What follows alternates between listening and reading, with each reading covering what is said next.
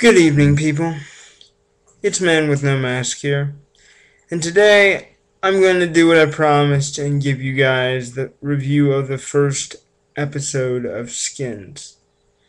Skins, as you know, is usually about a group of people from the town of Bristol in the UK, and they all get together and they have fun, but they also have real situations going on.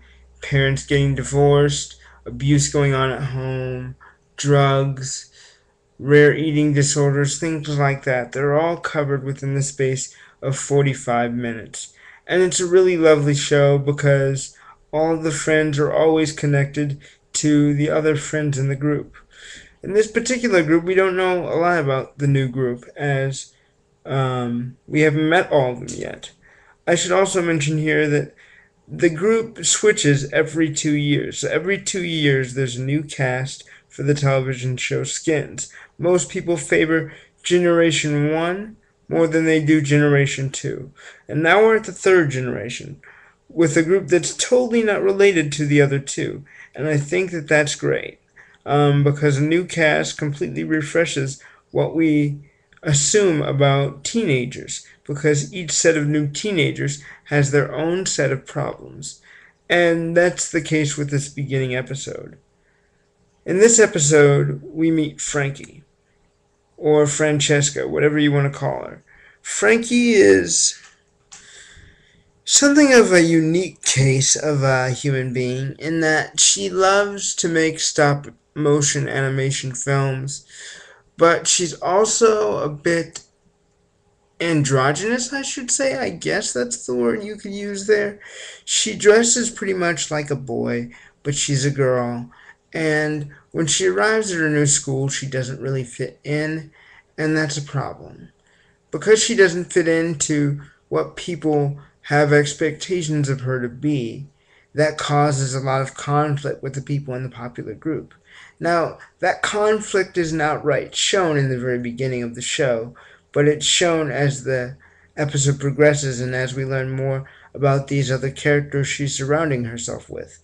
There's Minnie. She's basically the queen bee of the school, and I promise you, she has to be Scottish, I think. I'm pretty sure about that.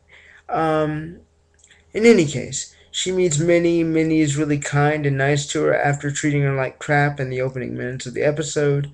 But it's revealed later that, Frankie was bullied at her last school, which is why she had to move. Frankie also has two gay military dads, which I think is personally an upstanding thing.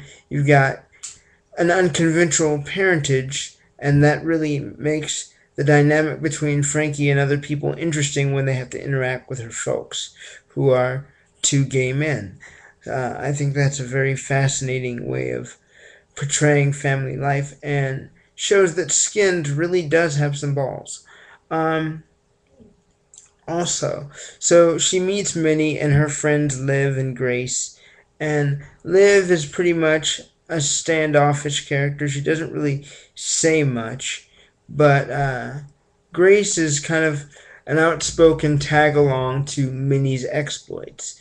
And when Frankie doesn't go along with what Minnie wants her to be, the dressed up, makeup driven, materialistic girl, Minnie chooses to use personal information found on Frankie's computer about how she was bullied and post it all over the school.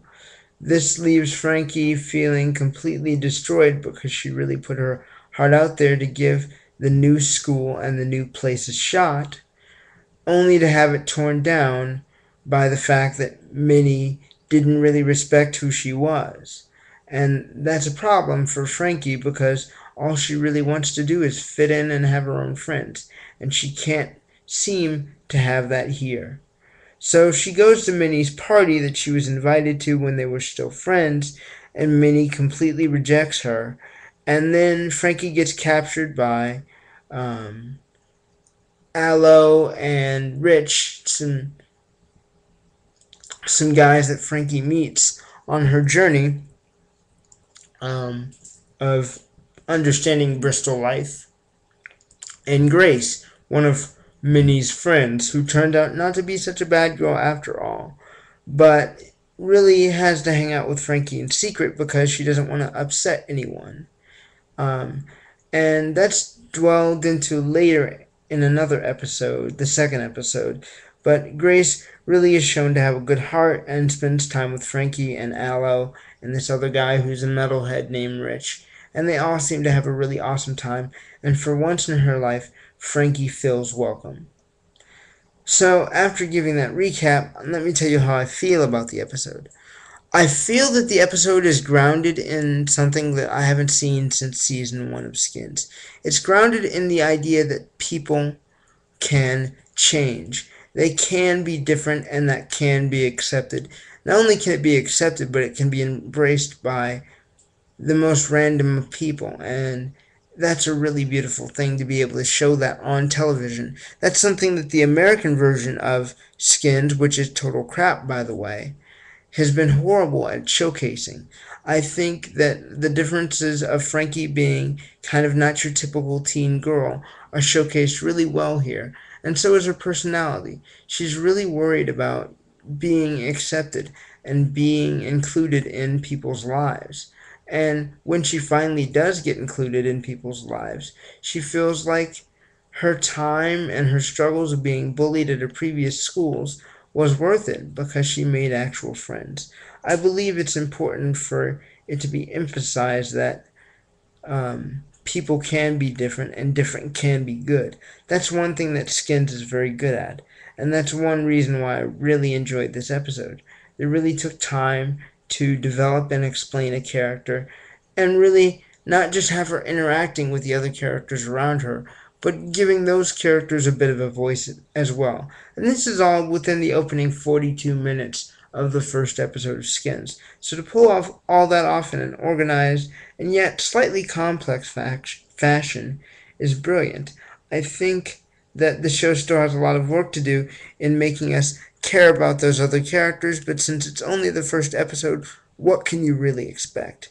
I just think that the show is still grounded in its originality and is coming back to the form I knew it to have in Series 1 that it seemed to neglect in Series 3 and 4. Well, that's all for now. This has been Man with No Mask. Later, guys.